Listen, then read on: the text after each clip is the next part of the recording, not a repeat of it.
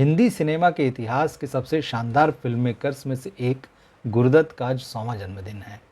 उन्होंने कागज़ के फूल, प्यासा, चौदहवीं का चांद और साहिब बीबी और गुलाम जैसी फिल्में हमें दी। हिंदी सिनेमा के इतिहास में इन फिल्मों की बहुत ख़ास जगह है और प्यासा तो वो फिल्म है जिसे दुनिया की श्रेष्ठ फिल्मों की और श्रेष्ठतम फिल्मों की जब सूची बनती है, उसमें उसे रखा जाता है। गुरुदत्त का सिनेमा जितना भावुक और जितना जटिल था, उनकी ज़िंदगी भी कुछ उसी तरह की थी और यही वजह है कि उनकी ज़िंदगी का सबसे भावुक और जटिल सवाल जो है वो उनकी मौत से जुड़ा हुआ है।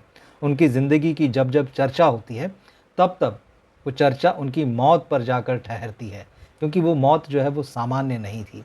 इसीलिए आज जब उनका 100वां जन्मदिन मनाया जा रहा है, तो इस बात पर भी चर्चा हो रही है कि क्या वाक़ई गुरुदत्त ने आत्महत्या की थी या कुछ और वजहें थी, या ये सिर्फ़ एक हादसा था।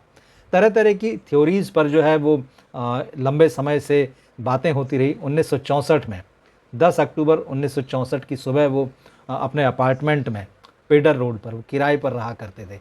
पाली हिल में उन्होंने अपना बहुत खूबसूरत बंगला बनवाया था, लेकिन क्योंकि वो बहुत ही मूडी किस्म के थे, दिमाग से ज़्यादा दिल की सुना करते थे, उन्होंने अपने एक जन्मदिन पर वो बंगला मिट्टी में मिलवा दिया था, गिरा दिया था उसे। लेकिन फिर बाद में उसे फिर से बनाने की तैयारी चल रही थी उसी जगह पर। ये था कि अब उस बंगले की जगह एक बड़ी इमारत वहाँ पर बनवाएँगे। लेकिन वो सारी चीज़ें तो हुई नहीं। पेडर रोड पर किराए के अपार्टमेंट में उन्होंने अपनी आखिरी सांस ली और ये कहा गया कि उन्होंने आत्महत्या कर ली।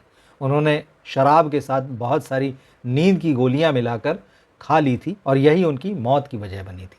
लेकिन सभी लोग ऐसा नहीं सोचते हैं, ख़ास तौर पर उनके परिवार के लोग।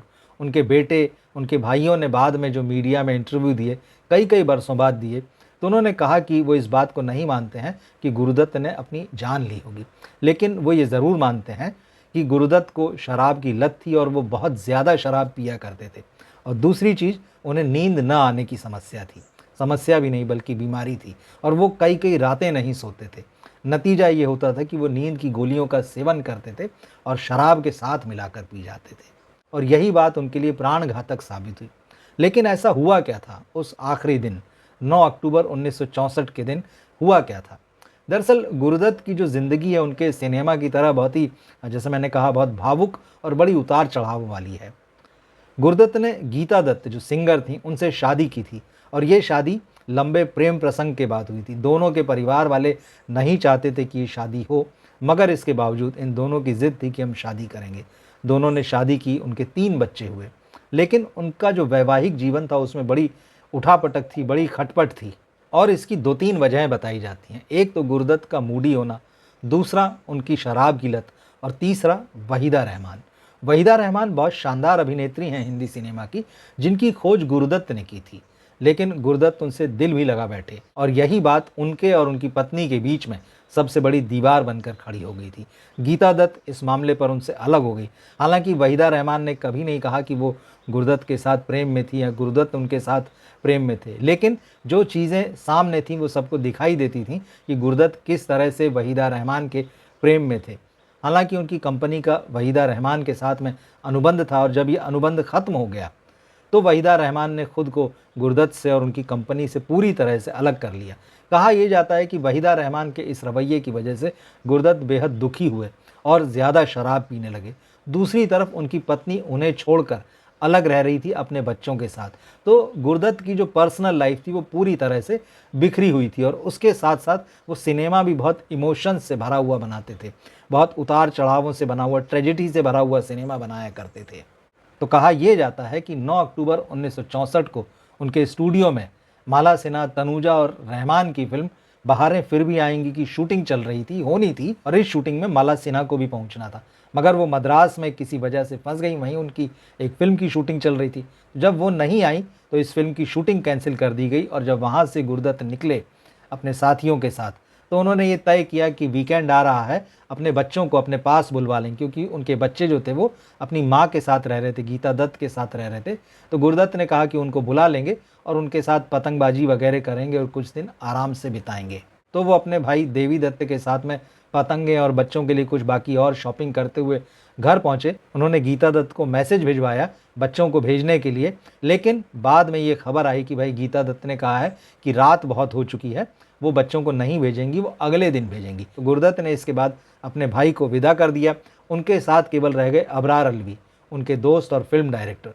दोनों ने बैठकर शराब वगैरह पी, भोजन किया और फिर इसके बाद अबरार अलवी भी चले गए। तब किसी को नहीं पता था कि दुनिया में गुरदत्त की ये आखिरी शाम है। अगली सुबह अपार्टमेंट में गुरदत्त का बेजान शरीर लोगों को मिला और जांच में यही निकल कर आया कि उन्होंने शराब के साथ बहुत सारी नींद की गोलियां खा ली।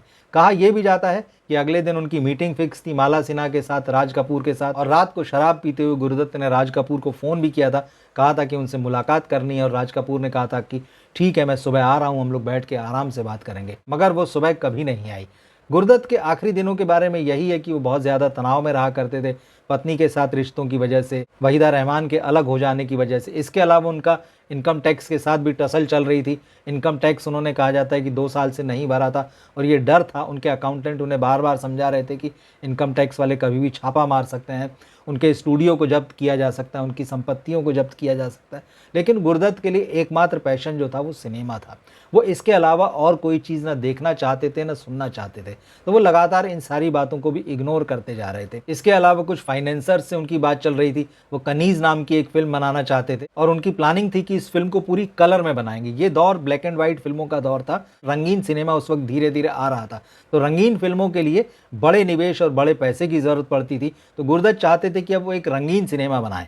हालांकि इससे पहले उन्होंने एक एक्सपेरिमेंट किया था। 14वीं का चांद नाम की जो फिल्म बनाई थी, उसका जो टाइटल ट्रैक था, उसका जो टाइटल सॉन्ग था, उसको पहले उन्होंने ब्लैक एंड वाइट में शूट किया था। और जब थिएटर्स में फिल्म लगी और उन्होंने देखा कि इस गाने का ज़बरदस्त रिस्पॉन्स आ रहा है, 14वीं का चांद हो, तो उसके बाद जबकि फिल्म थिएटर में लगी हुई थी, उन्होंने उस गाने को रंगीन में शूट किया और चलती फिल्म में, मतलब जिन दिनों फिल्म थिएटर में थी उसी में उसको जोड़ दिया। तो बहुत सारे लोग ऐसे थे कि उस गाने को कलर में देखने गए थे। गुरदत्त कहानी कहने के साथ साथ सिनेमा के तकनीकी पक्ष को भी बखूबी समझते थे और उसमें भी बेहतर से बेहतर करना चाहते थे। तो यही वजह थी कि वो सिनेमा के अलावा कुछ और नहीं सोचना चाहते थे। लेकिन जैसा कि होता है कि इंसान जो है, उसकी ज़िंदगी में रिश्ते बहुत अहम होते हैं, और गुरदत्त की ज़िंदगी में जो रिश्ते थे, ख़ास तौर पर पत्नी और ख़ास तौर पर जो प्रेम का रिश्ता था, वो पूरी तरह से बिखर चुका था। इसी के साथ साथ बच्चे भी उनके पास नहीं थे। तो ये तमाम इस तरह की चीज़ें थी जो उनको इमोशनली लगातार डिस्टर्ब किए हुए थी। एक अकेलापन उनके भीतर धीरे धीरे बड़ा होता जा रहा था, और आम धारणा यही है कि इसी अकेलेपन ने उनकी जान ले ली। इसी अकेलेपन ने उनको इतना बड़ा कदम उठाने पर मजबूर कर दिया कि उन्होंने शराब के साथ में बहुत सारी नींद की गोलियां मिलाई और ख़ुदकुशी कर ली। हालांकि जैसे मैंने कहा, उनके परिवार के लोग, उनके भाई, उनके बेटे इस बात को मानने को तैयार नहीं कि गुरदत्त इस तरह का कदम खुद उठा सकते हैं। उनका ये ज़रूर कहना रहा है हमेशा कि ये हादसा हुआ है, गुरदत्त ने खुदकुशी नहीं की है। गुरदत्त सिर्फ 38-39 साल की उम्र में इस दुनिया से चले गए, जबकि जिस तरह का सिनेमा वो बना रहे थे, जिसको भले ही उस समय नहीं पहचाना गया, बाद में उसको बड़ी पहचान मिली, अंतर्राष्ट्रीय पहचान मिली। उनका सिनेमा अब ग्लोबली देखा जाता है और हिंदी सिनेमा में उसकी बहुत ही ख़ास जगह है। तो यही कहा जाता है कि अगर वो इतनी कम उम्र में नहीं गए होते तो हिंदी सिनेमा को रिच बनाने में उन्होंने और बड़ा कंट्रीब्यूशन दिया होता। अगर आपने गुरदत्त की फ़िल्में देखी हो, आपने उनका सिनेमा देखा हो, उनकी बनाई फ़िल्में, उनकी डायरेक्ट की हुई फ़िल्में, वो फ़िल्में जिनमें उन्होंने एक्टिंग की है, आपकी फ़ेवरेट फ़िल्म कौन सी है गुरदत्त की, ज़रूर कमेंट बॉक्स में लिख कर बताएँ। मिलते हैं फिर हम अगले वीडियो में। नमस्कार।